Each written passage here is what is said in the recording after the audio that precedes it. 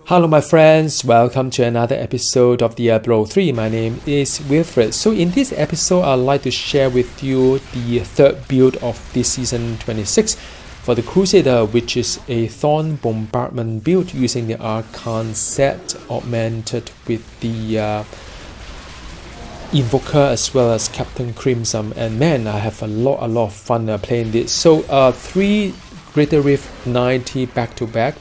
With the improvement on timing close to 3 minutes ish.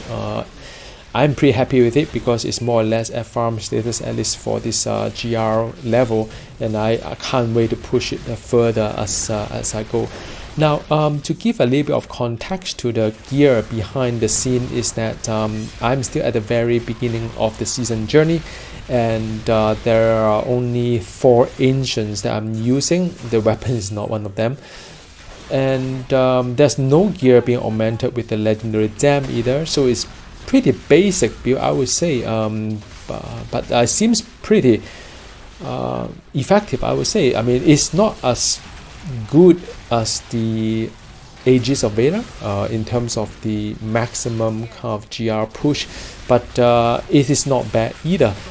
Consider the fact that I don't really enjoy the Aegis of Villas compared to the first time that it's being released, which is a lot more faster shoot time, a lot more fluid.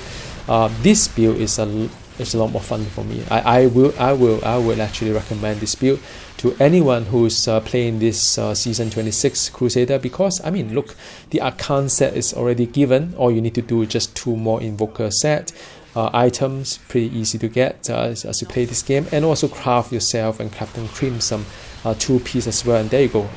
You've got a pretty awesome build. No augmentation, just a couple of ancient if you have it, and if you don't, that's fine too. It works just as well. So yeah, I mean I'm going to push a little bit harder on this build.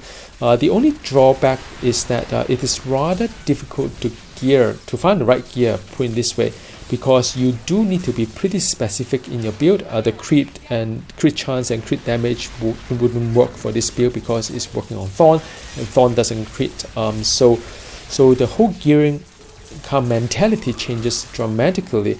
You are looking for things that keep you alive, statistics that keep you alive, like the hit per life per hit or life per kill.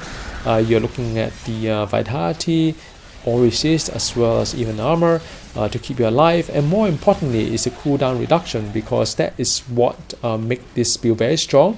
If you can maintain 100% uptime of the champion like I do, yeah, I mean, you know, you are pretty sorted. You actually just need to be a little bit more cognizant of the fact that there's some pretty harmful stuff on the screen, and you just move around accordingly.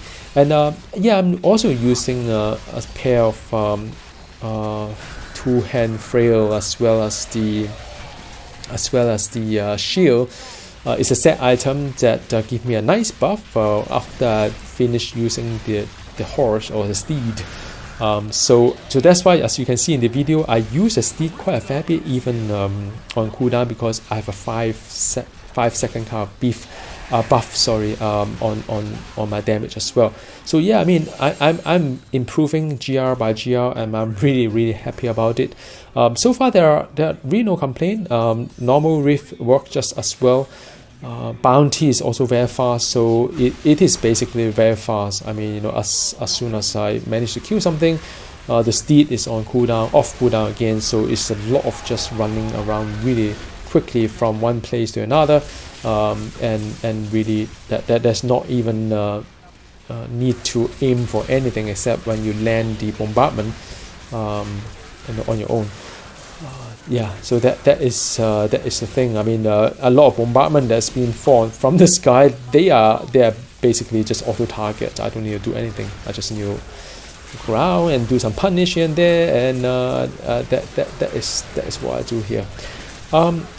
Just a little bit more background is that from a cooldown reduction point of view, I managed to get down to more than 60% cooldown reduction. That gives me a very nice, not only 100% uptime of the champion, as well as I can manually trigger the bombardment if I need to aim for the physical kind of like cycle for the convention of the element ring kind of buff. So yeah, have a lot of fun with it. I still need to master a little bit more on this build, but I can't wait to show you a little bit more as I progress. So take care of yourself, and I'll talk to you again soon. Goodbye.